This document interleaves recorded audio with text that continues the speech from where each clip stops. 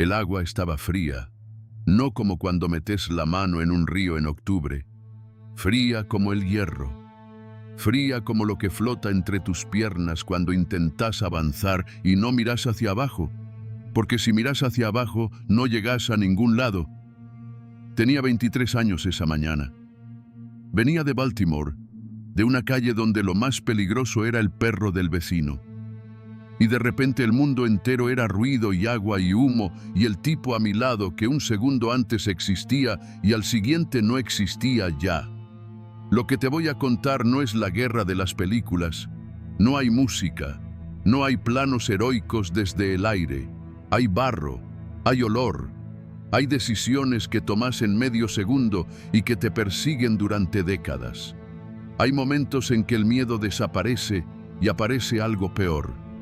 La claridad. La claridad de saber exactamente lo que está pasando y no poder hacer nada al respecto. Desde el 6 de junio hasta el 30 de agosto de 1944, viví 86 días que comprimieron todo lo que un hombre puede ser y todo lo que no debería serlo jamás. Esto es lo que recuerdo. La rampa cayó y el mundo dejó de tener sentido. No hay otra forma de describirlo. Un segundo estás dentro del barco, rodeado de hombres que aprietan los dientes y miran al frente con esa expresión que no es valentía, sino simplemente la cara que pone un cuerpo cuando el cerebro ha decidido apagarse para poder funcionar. Y al siguiente segundo la rampa cae, y el ruido que te llega es algo que no existe en ningún otro lugar del universo. El sonido de una ametralladora MG-42 disparando a 1200 rondas por minuto sobre metal y agua y carne. Los hombres delante de mí cayeron antes de tocar el agua. No lo vi venir. Nadie lo ve venir. Uno espera el momento del impacto. Espera sentir algo. Espera que haya un instante de transición entre estar vivo y no estarlo. No lo hay. Tommy Briggs estaba a mi izquierda. Habíamos jugado a las cartas la noche anterior en el barco. Me había ganado $4 que nunca me devolvió y luego simplemente ya no estaba. Así, sin drama, sin última palabra. El mar se lo llevó antes de que yo terminara de parpadear. Salté al agua. Tenía encima más de 30 kilos de equipo. El fusil M1 Garand, la mochila con munición, la cantimplora, las granadas, el casco, el chaleco salvavidas que en teoría era para salvar vidas y en la práctica era otro peso más que te hundía. El agua me llegó al pecho de inmediato. Estaba fría, fría de verdad, no de manera poética. El Atlántico en junio a la altura de Normandía es agua de deshielo y voluntad de matarte. Sentí los pies tocar el fondo arenoso, irregular, y empujé hacia adelante como si el futuro estuviera exactamente en la dirección donde más balas había. Frente a mí, Omaha Beach. He intentado muchas veces en los años que siguieron encontrar palabras para describir lo que vi al salir del agua. No las hay. El lenguaje humano no fue diseñado para eso. El lenguaje humano fue diseñado para pedir comida y declarar amor y negociar precios en el mercado. No para lo que había en esa playa a las 6:40 de la mañana del 6 de junio de 1944. Había humo, había fuego, había hombres corriendo en todas las direcciones y hombres que no corrían porque ya no podían correr, y hombres que gritaban cosas ininteligibles y hombres que no gritaban nada. Las explosiones eran tan constantes que dejaban de ser eventos separados y se convertían en un estado permanente del mundo, como el viento, como la gravedad. El suelo mismo parecía vivo, moviéndose, sacudiéndose, respirando con una respiración equivocada. Y sobre todo eso, los alemanes disparaban desde lo alto. Las posiciones alemanas estaban en los acantilados. Los búnkers de hormigón miraban hacia abajo sobre la playa como ojos ciegos que no necesitaban ver para matar. Las ametralladoras barrían la arena en ángulos calculados con precisión matemática. y nosotros éramos los elementos de esa ecuación que no habían sido consultados.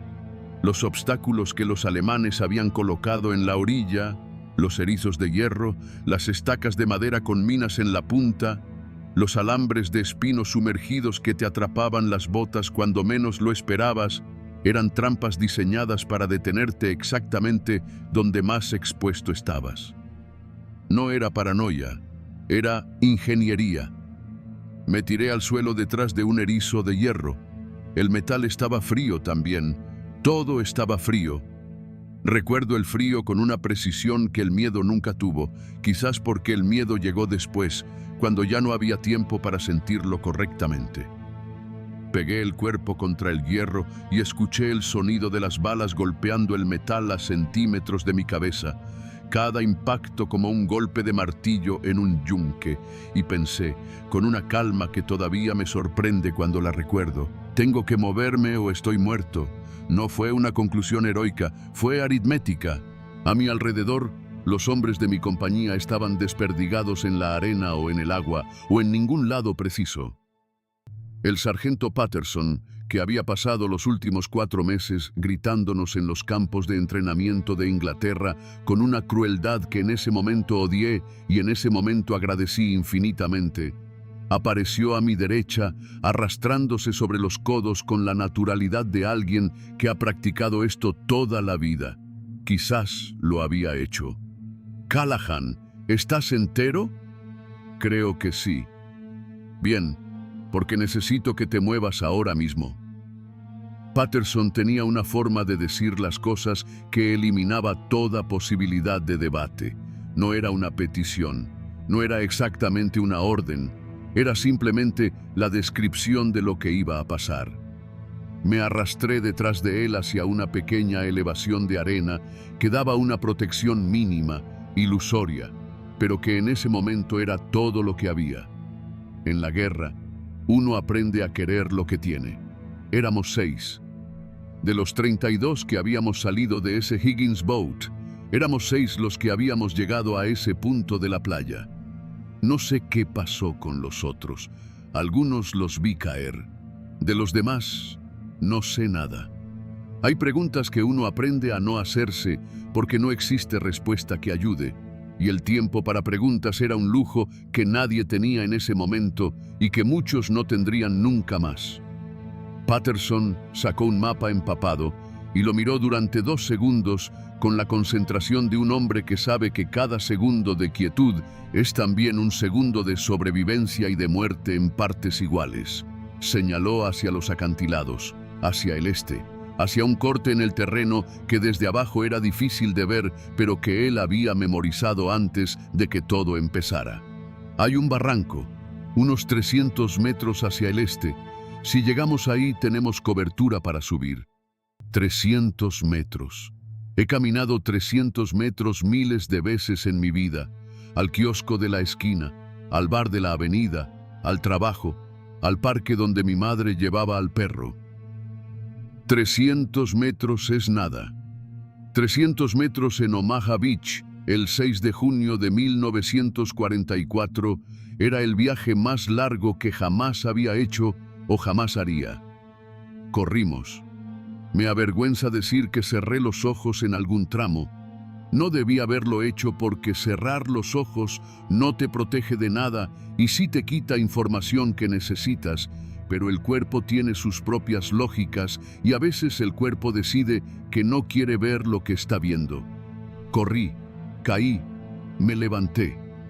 El soldado a mi derecha, un chico de Ohio al que todos llamaban Moose porque era enorme y lento y amable como un oso en los cuarteles, cayó a 4 pasos de mí y no se levantó. No me detuve, seguí corriendo. Eso es lo que la guerra le hace a uno. Te convierte en el tipo de persona que no se detiene y vivís el resto de tu vida preguntándote si ese tipo de persona es lo que querías ser. Hay una cosa que la guerra te enseña sobre vos mismo, y es esto: podés seguir adelante después de cosas que creías que te romperían para siempre. Eso no es fortaleza, eso no es heroísmo, es simplemente lo que hace el organismo humano cuando el organismo humano no tiene otra opción. No es algo de lo que enorgullecerse, es algo de lo que tomar nota y luego guardar en un cajón muy profundo y no abrir ese cajón hasta mucho después, cuando haya silencio suficiente para poder hacerlo. Llegamos al barranco. No sé cuánto tiempo tardamos. El tiempo en combate no funciona como el tiempo normal. El tiempo en combate es elástico, se estira y se comprime de formas que no tienen lógica. Lo que sé es que cuando llegamos al barranco éramos Patterson, yo, un operador de radio llamado Finch, que seguía vivo de milagro porque la radio que cargaba en la espalda había recibido 2 impactos que lo habrían matado a él de haber estado 1 centímetro más a la izquierda, y un tipo del que nunca supe el nombre, rubio, joven, con ojos de alguien que ha visto demasiado en los últimos 40 minutos y cuya mente está procesando todo eso en algún lugar al que todavía no tiene acceso. En el barranco había más hombres. Hombres de distintas compañías, de distintos regimientos, mezclados sin orden ni concierto, porque las lanchas de desembarco habían derivado y los planes se habían disuelto en el momento en que el primer hombre tocó el agua. Pegados al suelo, esperando lo que fuera que viniera a continuación. Algunos estaban heridos, algunos ayudaban a los heridos, algunos simplemente miraban con esa expresión de los que tienen que resetear completamente antes de poder hacer nada útil. Y entonces vi algo que grabé en la memoria para siempre. El general Cota caminaba por la playa. Norman Cota, general de brigada, segundo al mando de la 29ª División de Infantería, caminaba erecto, sin cubrirse, aparentemente desinteresado de las balas, por la misma playa donde las ametralladoras alemanas convertían la arena en pequeñas erupciones de muerte a su alrededor. Caminaba como si estuviera inspeccionando un campo de maniobras en Carolina del Norte. Caminaba como si las leyes de la física fueran una sugerencia que él había considerado y declinado educadamente. Y mientras caminaba, gritaba a los hombres que seguían tirados en la arena: 2 tipos de hombres hay en esta playa, los muertos y los que van a morir. Los que van a morir, síganme. Puede sonar a película, puede sonar a la clase de cosa que se inventa después para darle narrativa a lo que fue simplemente caos. Lo vi con mis propios ojos. Norman Cota caminando erecto por Omaha Beach mientras todo a su alrededor ardía. Ese hombre me salvó la vida, no porque me sacara de ningún peligro concreto, sino porque me demostró que moverse era posible, que el movimiento hacia adelante era físicamente ejecutable, que la parálisis era una opción y que la otra opción también era una opción, y que alguien había elegido la segunda y seguía vivo. Subimos los acantilados, no de golpe, no en una carga heroica con bayoneta fija bajo la luz perfecta, poco a poco, metro a metro, aprovechando el pliegue del terreno, arrastrándose cuando había que arrastrarse, corriendo cuando había que correr, disparando hacia posiciones alemanas a veces sin saber bien a qué se disparaba, pero disparando de todas formas porque el fuego de supresión, la idea de obligar al enemigo a mantener la cabeza abajo, era la única moneda de cambio que tenía un soldado de infantería cuando no había más nada disponible. A mitad del ascenso, Patterson recibió una esquirla de metralla en el hombro. La vi entrar. Hizo un sonido extraño, no un grito, más bien un golpe de aire brusco, y se llevó la mano al hombro y miró la sangre en la palma como si no entendiera del todo de dónde había salido. ¿Podés seguir?, le pregunté. Ya lo estoy haciendo, dijo, y siguió. Llegamos a lo alto de los acantilados en algún momento de la mañana. El sol estaba más alto de lo que debería haber estado, lo cual quería decir que habíamos tardado más de lo que parecía, o que el tiempo había seguido moviéndose sin consultarnos, que es lo que hace el tiempo siempre. Desde arriba, la vista hacia la playa era algo que no debería existir en el mundo. La playa entera era una herida abierta en la tierra. El agua cerca de la orilla tenía un color que no voy a describir porque ya lo imaginas. Los obstáculos de hierro llenos de cosas que habían sido hombres hacía una hora. Las lanchas de desembarco, algunas todavía ardiendo, otras simplemente destruidas como juguetes que una mano gigante y malhumorada había aplastado. Y a pesar de todo eso, más hombres seguían llegando. El mar seguía vomitando soldados sobre la arena y la arena seguía cobrando su precio con una regularidad indiferente. Nos encontramos con elementos de distintas unidades. Hombres que como nosotros habían subido por distintos puntos del acantilado y que ahora se miraban con la expresión de los que acaban de sobrevivir, algo que todavía no han procesado del todo.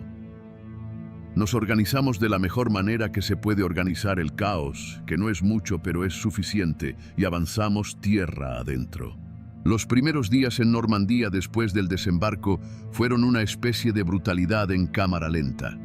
El desembarco había sido el apocalipsis comprimido en horas. Lo que vino después fue el apocalipsis extendido en semanas. Normandía en junio de 1944 no era solamente un campo de batalla. Era un laberinto diseñado por la geografía, perfeccionado por siglos de agricultura y preparado meticulosamente por un enemigo que llevaba 4 años construyendo su defensa, el Bocage. Si alguien te dice que fue a Normandía y no menciona el Bocage, miente o no estuvo ahí de verdad. El Bocage es el sistema de campos y caminos hundidos que cubre el interior de Normandía, delimitado por setos de tierra y vegetación que llevan siglos de crecimiento acumulado. Los setos normandos no son arbustos decorativos de jardín suburbano. Son muros vivos de 2 metros de altura, algunos de 3, con raíces tan antiguas y tan profundas que los tanques Sherman no los pueden atravesar sin quedar expuestos por debajo, donde el blindaje es más delgado y un Panzerfaust puede acabar con un tanque de 30 toneladas en medio segundo. Los setos son perfectos para esconderse, son perfectos para emboscadas, son perfectos para morir sin que nadie pueda verte morir ni pueda ayudarte a no morir. Los alemanes conocían ese terreno desde hacía 4 años. Nosotros llegamos el 6 de junio. Cada campo era un problema nuevo. Cada seto podía esconder una posición de ametralladora o un francotirador con toda la paciencia del mundo, o un Panzerfaust en manos de un soldado que ha decidido que el precio de matar ese tanque es el precio que está dispuesto a pagar. El avance se medía en campos individuales. A veces tardábamos una mañana entera en cruzar un solo campo de 200 metros. Hombres que habían sobrevivido el horror técnico de la playa morían cruzando un prado normando donde lo más peligroso debería haber sido una vaca asustada. Empecé a aprender cosas que no se enseñan en ningún manual, pero que el terreno te enseña si estás suficientemente atento para no estar muerto. Aprendí a escuchar la diferencia entre el sonido de una bala que pasa cerca y el sonido de una bala que pasa pero no viene para vos. Es una diferencia sutil, casi imperceptible para quien no la ha escuchado, obvia para quien ya la conoce. Aprendí que los francotiradores alemanes tenían una doctrina. Disparaban a los sargentos primero, luego a los oficiales, luego al resto, y que esa información te hacía querer no parecer demasiado en control de nada. Aprendí que el olor de la cordita, la pólvora quemada, puede llegar a resultarte familiar de una manera que te da vergüenza admitir, pero que es un hecho. Aprendí que el hambre y el sueño y el miedo eventualmente se funden en un estado único que no tiene nombre en ningún idioma, pero que se parece mucho a caminar dormido por un mundo que ha decidido destruirte sin tomarse el trabajo de avisarte exactamente cuándo. Aprendí también que los caballos, cuando están heridos, hacen un sonido que no se le parece al sonido de ningún otro animal herido y que es el sonido más difícil de escuchar de todos los que escuché en esa campaña, y eso que la competencia era feroz. Patterson seguía con nosotros. El hombro lo tenía vendado con lo que encontramos, que no era mucho, pero era lo que había. No era una herida que lo sacara de combate, pero sí lo molestaba. Y cuando lo molestaba mucho se ponía más callado de lo habitual, lo cual en su caso significaba el silencio absoluto. Patterson en silencio era más aterrador que Patterson gritando, porque el silencio en él significaba que estaba pensando. Y cuando Patterson pensaba, era porque la situación requería pensarse.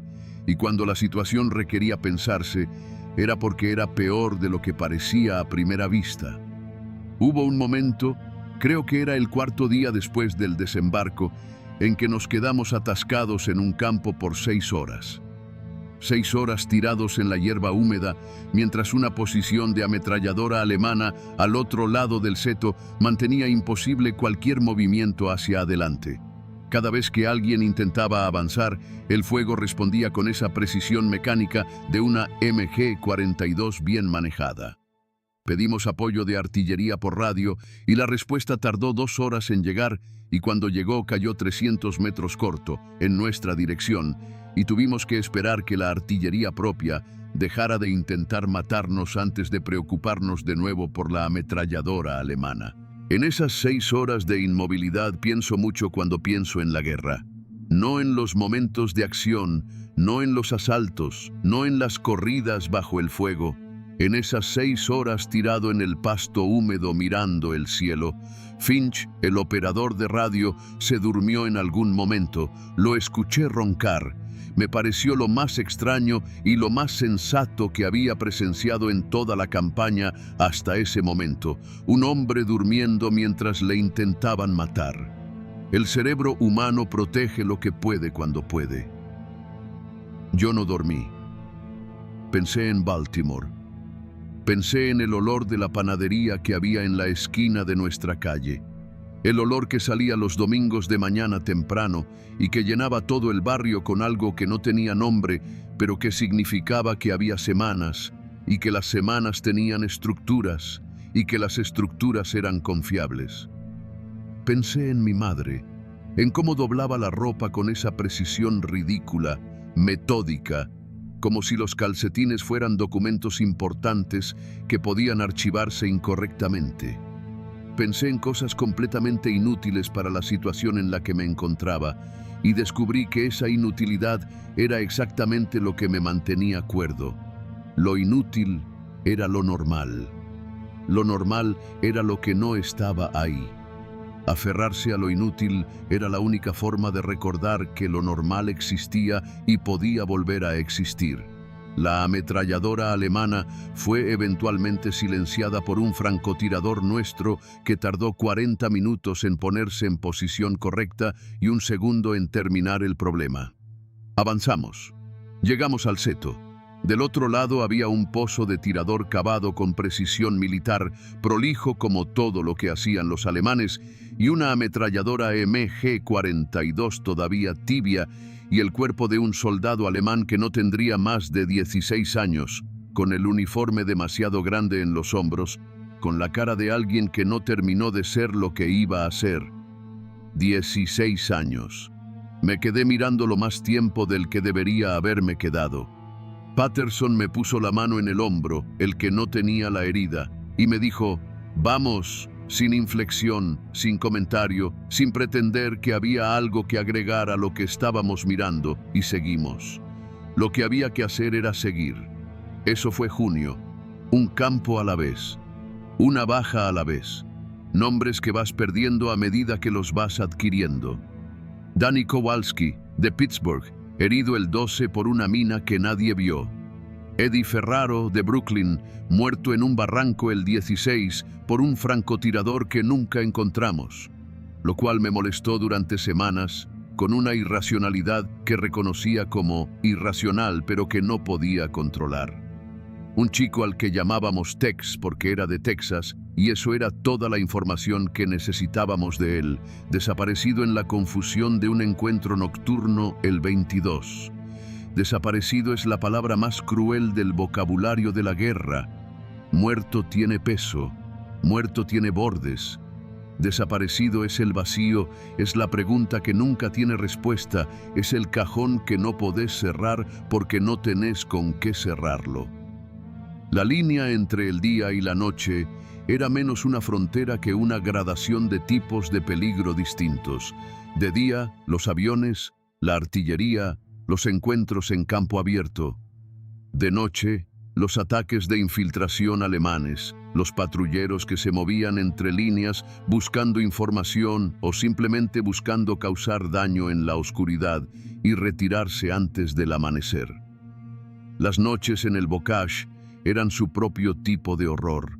Cualquier sonido en los setos podía ser el viento, podía ser un animal, podía ser un hombre que quería matarte, y no podías saber cuál era hasta que ya era tarde o hasta que no pasaba nada. Una noche, a mediados de junio, montábamos guardia en el perímetro de un pequeño pueblo normando cuyo nombre no recuerdo o nunca supe del todo.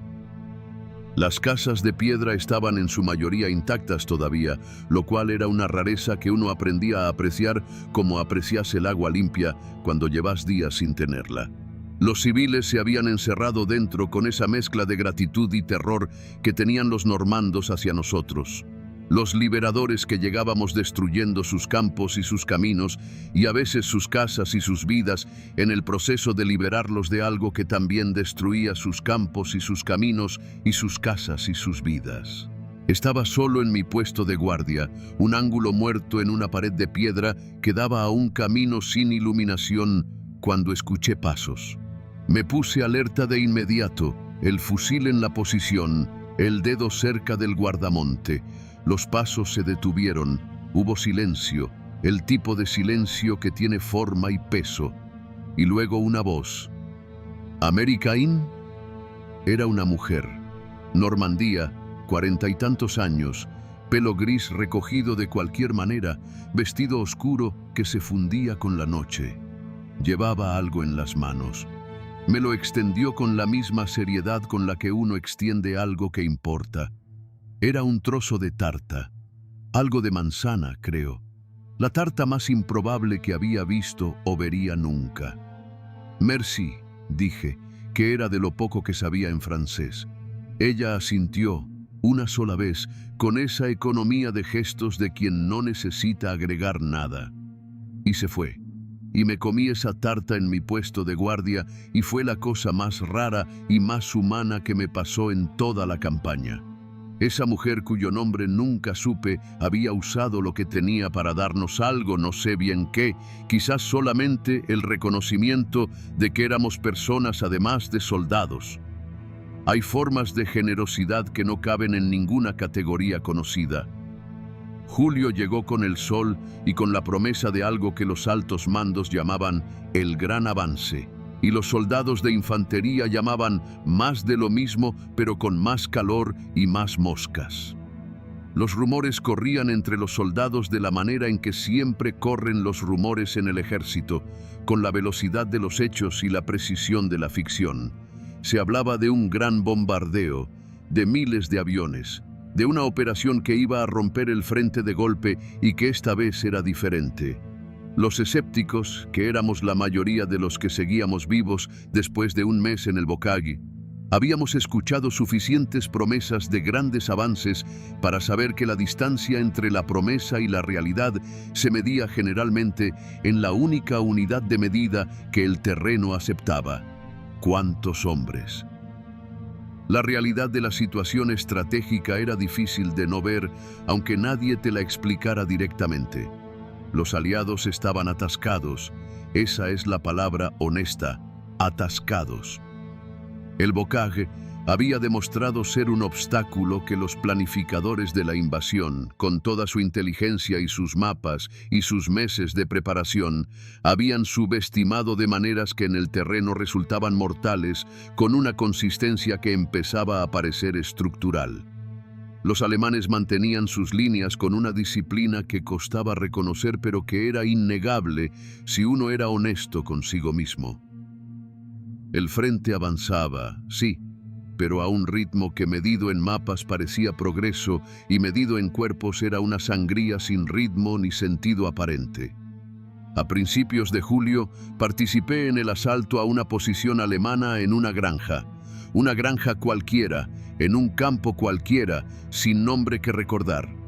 El granero había sido convertido en una posición defensiva con campos de tiro cuidadosamente calculados para cubrir todos los ángulos de aproximación, y tomarlo nos costó una mañana entera y 7 hombres para acceder a un edificio donde finalmente encontramos a 3 soldados alemanes.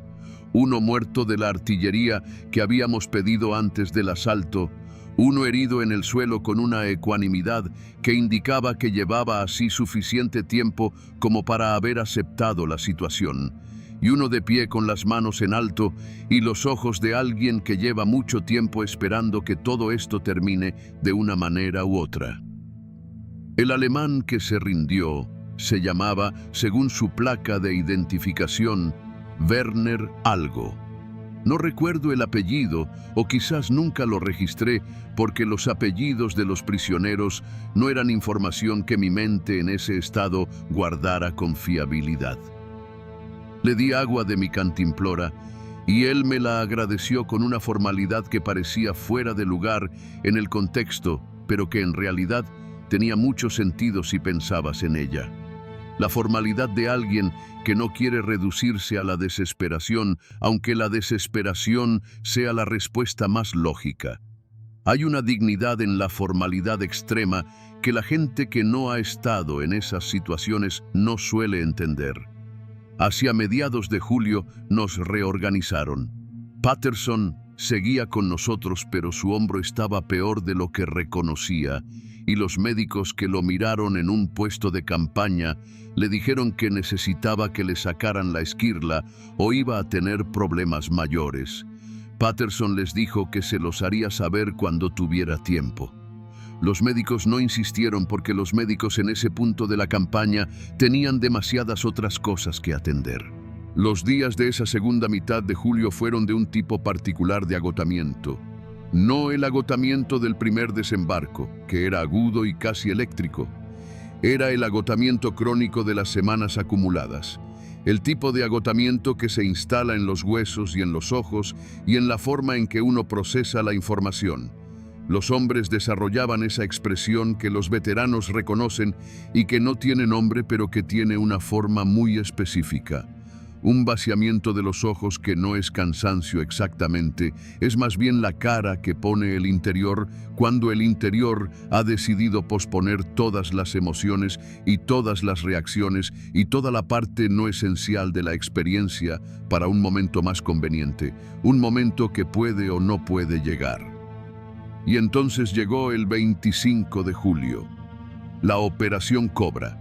Los días anteriores al 25 fueron de una quietud tensa que los veteranos reconocen como algo diferente a la quietud normal. Era la quietud de algo que se acumula, de algo que está cargándose. Los aviones de reconocimiento cruzaban el cielo con más frecuencia de lo habitual, y uno aprende a leer el cielo como se lee un texto cuando ha pasado suficiente tiempo mirándolo. La artillería propia calibraba con una precisión que sugería que esta vez los objetivos eran específicos y verificados. Los oficiales miraban mapas con una concentración diferente. Finch me lo dijo una noche mientras comíamos. Algo grande viene. Finch tenía una sensibilidad particular para esas cosas, quizás porque la radio lo conectaba a conversaciones y frecuencias que el resto no escuchaba directamente. El 25 de julio, a las 9 de la mañana, el cielo sobre nosotros se llenó de aviones de una manera que no había visto antes y que no esperaba volver a ver en toda mi vida. Miles. No es una exageración retórica.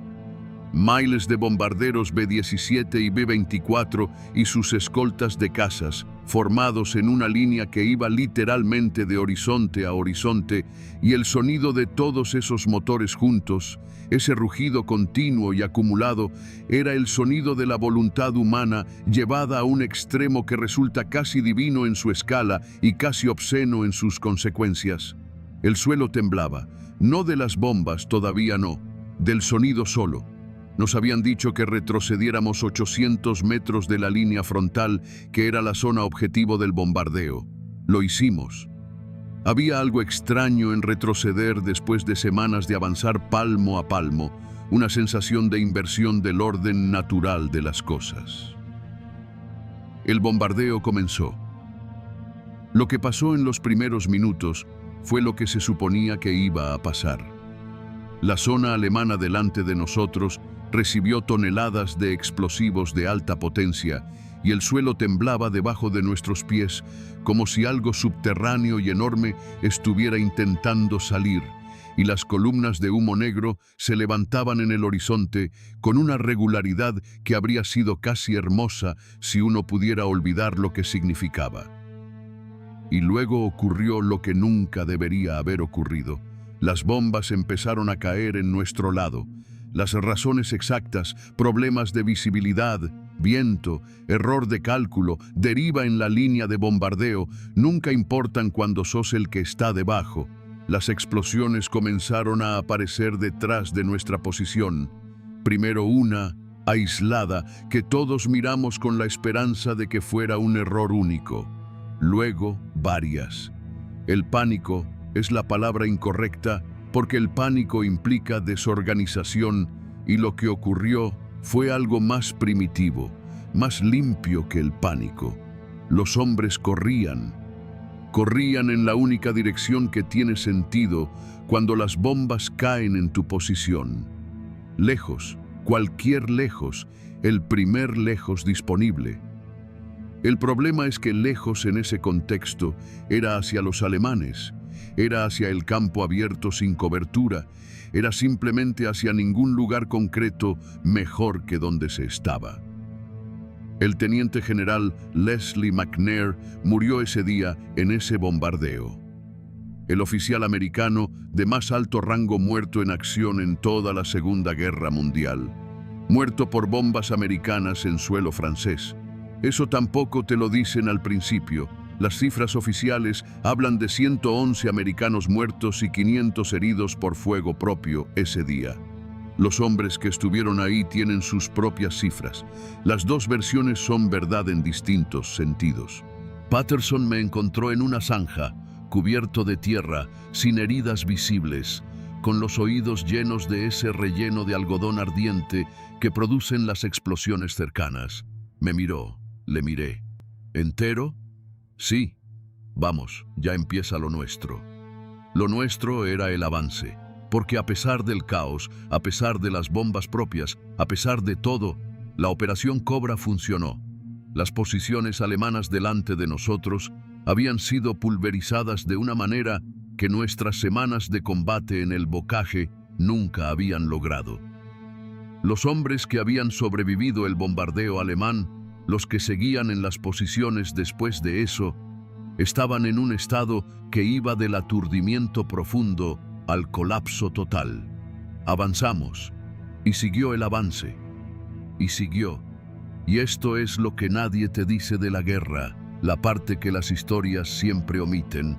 El avance es tan desorientador como la derrota. Cuando durante semanas has vivido la guerra como un sistema de pequeños avances medidos en sufrimiento, medidos en nombres y en metros, y de repente el terreno empieza a abrirse delante de vos y los kilómetros empiezan a comerse en vez de arrancarse centímetro a centímetro, el cerebro no tiene los sistemas adecuados para procesar el cambio. Hay una euforia. Hay también una sospecha inmediata de que la euforia es una trampa, que en algún punto de ese movimiento hacia adelante hay una posición preparada, hay un contraataque, hay el precio que todavía no hemos pagado. Los veteranos del Bocage avanzaban rápido y miraban mucho. El que no miraba pagaba lo que los que miraban evitaban pagar. Avanzamos hacia el sur y luego viramos al este.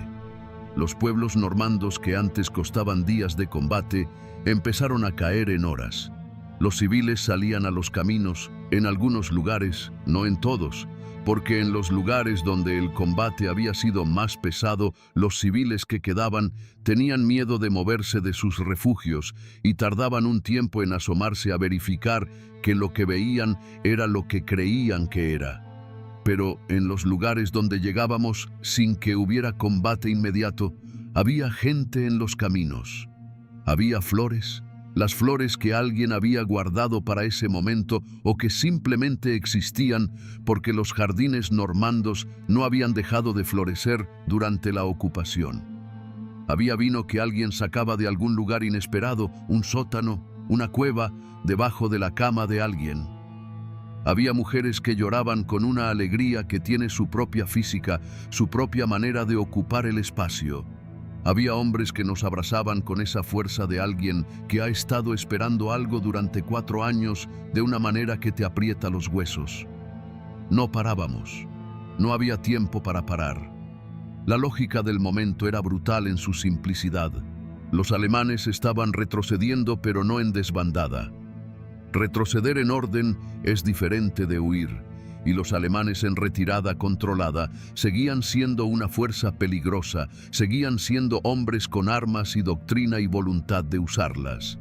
Y había algo más que la simple lógica táctica. Los altos mandos habían visto algo en los mapas que no se presenta muchas veces en una guerra: la posibilidad de no solamente empujar al enemigo, sino de encerrarlo.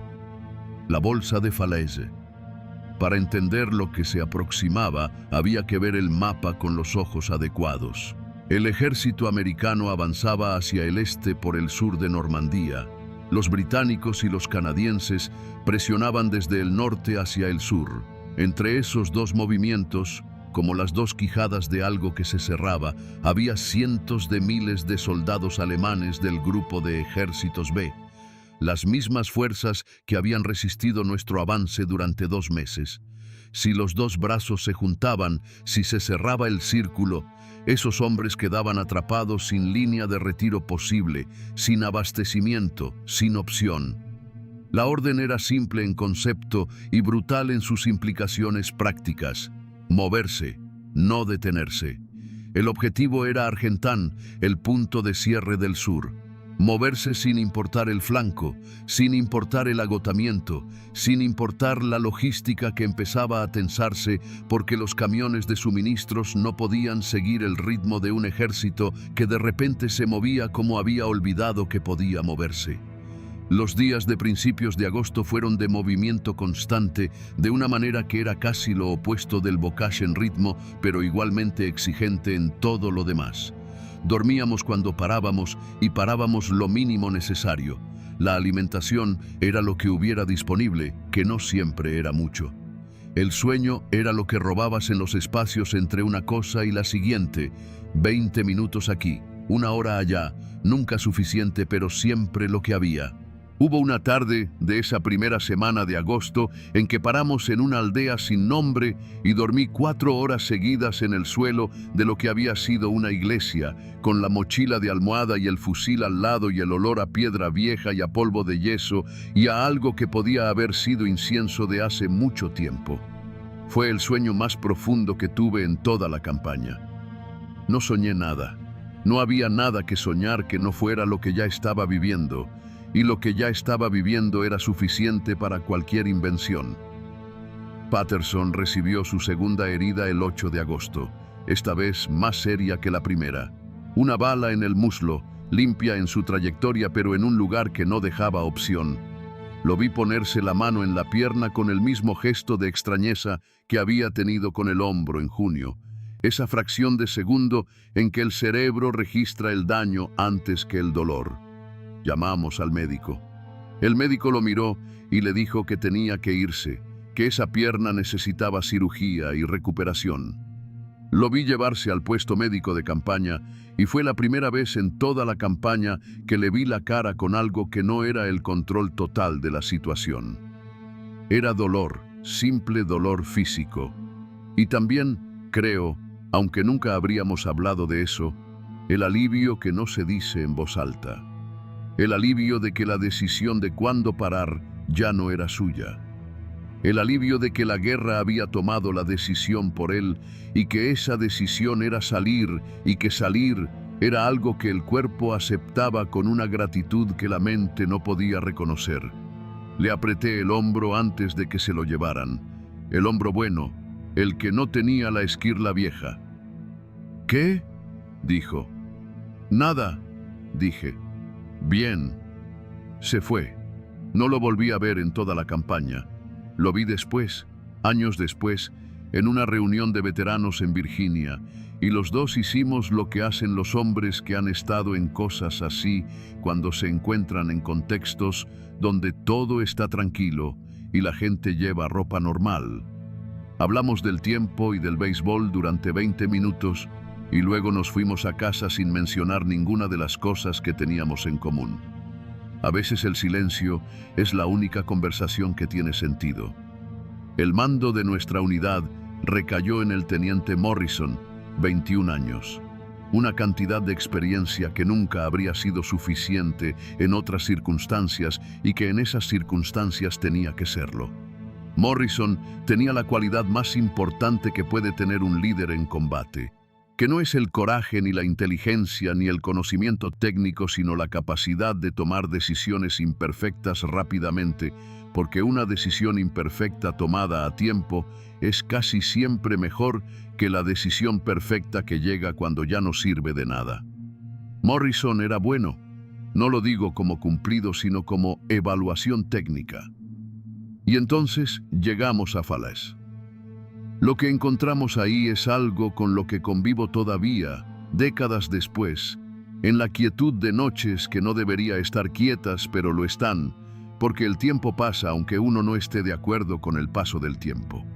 La bolsa de Falaise, cuando se cerró del todo, cuando los dos brazos del ejército aliado se juntaron y atraparon a los alemanes adentro, fue el mayor aniquilamiento de fuerzas alemanas en el frente occidental en toda la guerra.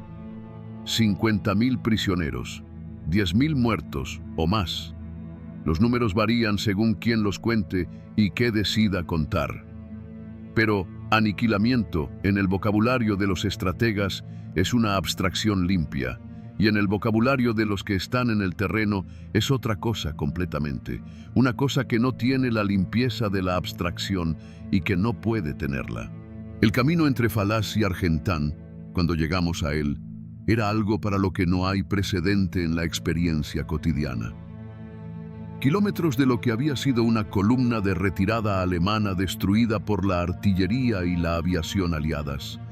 Vehículos de todos los tipos, camiones, carros de caballos, cañones, tanques, armados de diferentes maneras, con lo que los alemanes habían podido rescatar en la retirada.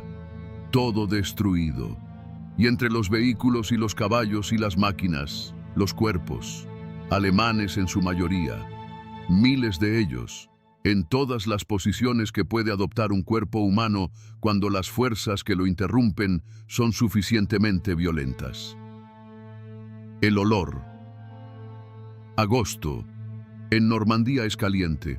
El calor de agosto, de la manera en que es caliente Europa en agosto. Un calor húmedo y quieto que no tiene la crueldad del calor seco, pero que tiene sus propios sistemas de desgaste. El calor de agosto sobre los cuerpos, sin enterrar, hace cosas que son conocidas y que no necesito describir en detalle para que quien lea esto entienda exactamente a qué me refiero.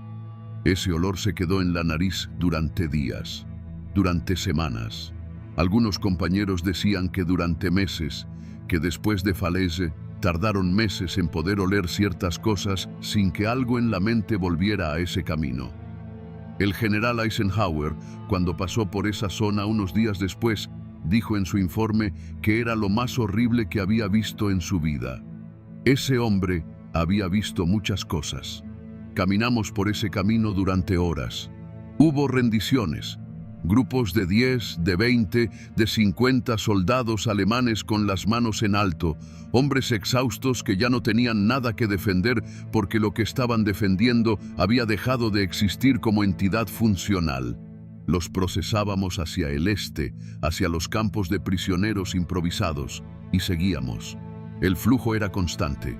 En algún punto de ese día perdí la cuenta de los prisioneros alemanes que habíamos procesado, y eso en sí mismo era información sobre la escala de lo que estaba pasando. Y hubo resistencia también. Grupos que habían decidido que la única salida era crear suficiente daño para abrir un corredor de escape. Esos encuentros eran cortos y violentos y no tenían ninguna de las características que la gente asocia con el combate cuando no ha estado en uno. No había maniobra, no había táctica elaborada. Había dos grupos de hombres en un espacio muy pequeño que intentaban hacer lo mismo simultáneamente, y el grupo que lo hacía con mayor eficiencia era el que continuaba. Y fue en uno de esos encuentros que perdí a Martínez. Corporal Rafael Martínez, de Nuevo México, 28 años.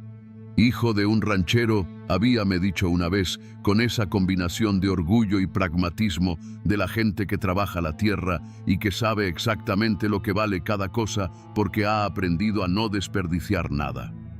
Había estado en el norte de África antes de Normandía, lo cual lo hacía un veterano entre los veteranos, alguien que había visto la guerra en otro teatro y que sabía que cada teatro tenía sus propias reglas y sus propios precios. Martínez era callado de una manera que tiene mucho peso. Era el tipo de persona que cuando hablaba, la gente escuchaba, no porque hablara con autoridad artificial, sino porque era parco y lo que decía tenía densidad. Había pasado por algún filtro antes de llegar a la boca. Fue en un callejón de un pueblo cuyo nombre no sé o nunca registré. Un francotirador en alguna posición que nunca identificamos del todo. Una sola bala. Martínez cayó con esa expresión específica que tienen las personas cuando reciben algo completamente inesperado. No dolor todavía, no miedo, sino el rostro neutral de alguien que acaba de recibir información que no encaja en ninguno de sus sistemas de clasificación y que todavía está procesando qué hacer con ella. Lo tomé de los brazos y lo arrastré detrás de una pared de piedra y llamé al médico sabiendo desde el primer segundo que el médico no iba a poder hacer lo que yo quería que hiciera. Pero llamé al médico de todas formas porque llamar al médico era lo que había que hacer, era la única acción disponible, y hacer algo, cualquier cosa, era lo único que la mente podía ejecutar en ese momento sin romperse. Martínez murió antes de que el médico llegara. No dijo nada. Le sujeté la mano hasta que dejó de sujetar de vuelta. El médico llegó 2 minutos después y me miró, y yo le miré, y él asintió y se fue a atender a quien todavía podía atenderse. El francotirador nunca apareció. Nunca lo encontramos. Eso me molestó de una manera que reconocía como irracional y que no podía controlar. La bolsa se cerró el 22 de agosto. Los cálculos de los analistas decían que habían escapado entre 30 y 40.000 alemanes antes del cierre completo. Eso es una cantidad enorme de hombres que siguen siendo una amenaza, que llevan sus armas y su doctrina y su voluntad de seguir. Pero los que quedaron adentro cuando la bolsa se cerró no tuvieron esa opción. Lo que vi en el camino de Falaise en esos días no lo voy a describir más allá de lo que ya he descrito. Lo que diré es esto. Hubo momentos en que los alemanes que intentaban romper el cerco usaban a sus propios muertos como escudos.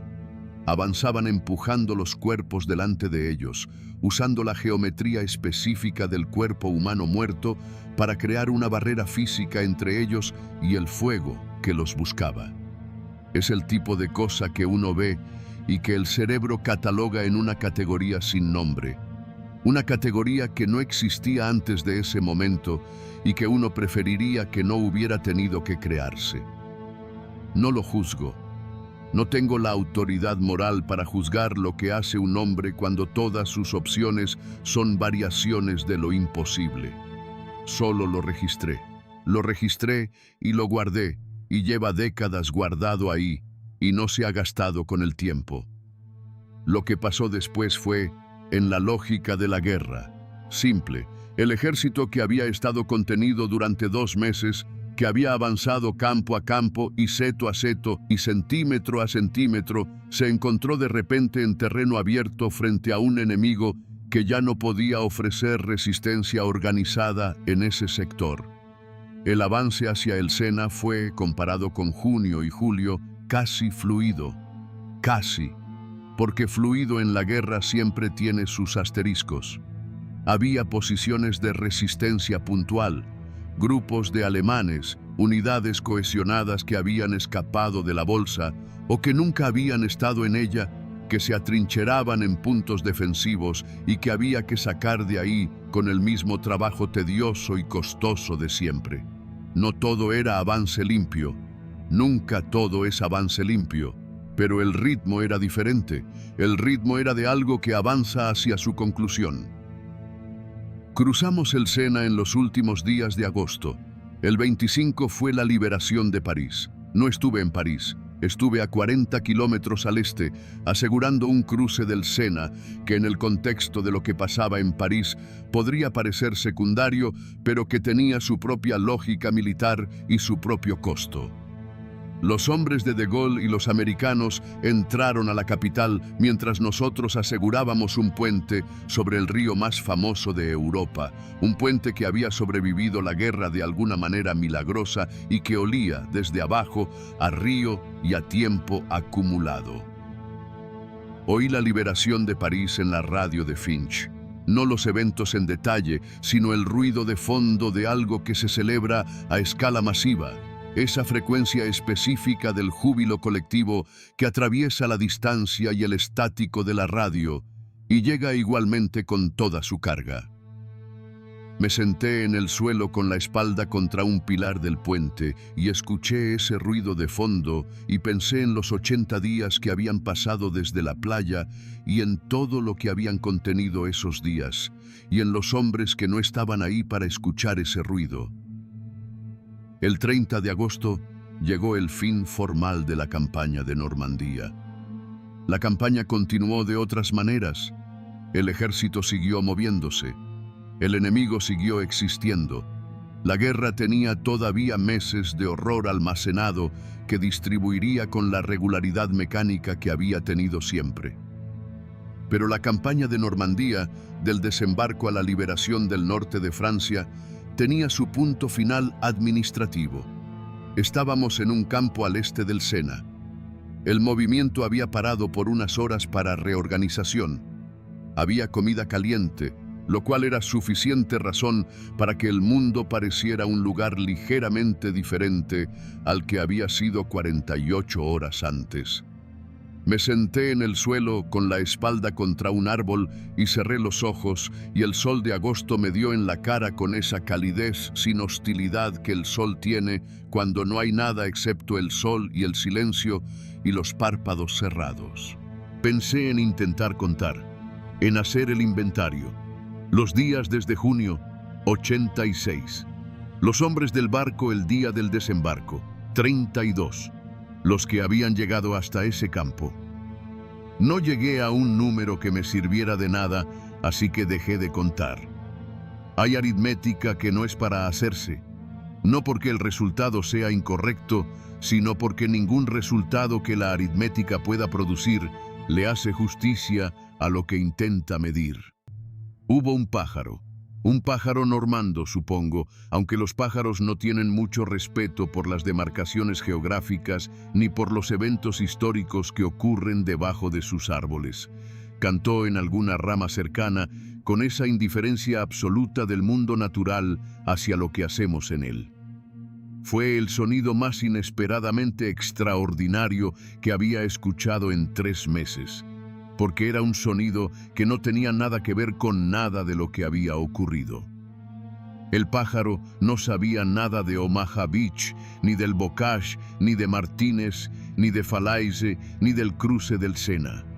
El pájaro cantaba porque era agosto y era tarde y el sol estaba en el ángulo correcto. Eso era todo. Me quedé escuchando. Finch apareció y se sentó a mi lado sin que yo abriera los ojos. Lo supe por el sonido específico de alguien dejándose caer en el pasto con el cansancio de quien ya no necesita justificar sus movimientos ante nadie. Finch comía algo de una lata con la concentración de alguien que ha decidido que la comida de lata es perfectamente aceptable y que cualquier debate filosófico sobre sus méritos puede esperar indefinidamente. ¿Qué pensás?, preguntó, sin mirarme, mirando al campo vacío delante de nosotros. Nada, dije. Bien, dijo. Y nos quedamos así, los dos, sin hablar, escuchando al pájaro. 90 kilómetros al este, los alemanes se reorganizaban para lo que vendría. La línea Sigfrido, el otoño europeo con todo lo que prometía. Las Ardenas en diciembre, que serían su propia historia de cosas que no deberían existir pero que existen. Había meses de guerra almacenados todavía, meses con sus propios nombres propios y sus propias geografías y sus propios precios. Pero esa tarde, en ese campo, con ese pájaro que no sabía nada de todo eso y que cantaba de todas formas, tuve 30 minutos. 30 minutos de silencio real, de sol real, de un pájaro que cantaba porque era agosto y porque el mundo seguía teniendo agosto y pájaros a pesar de todo lo que habíamos hecho en él. Fue suficiente. Fue exactamente suficiente.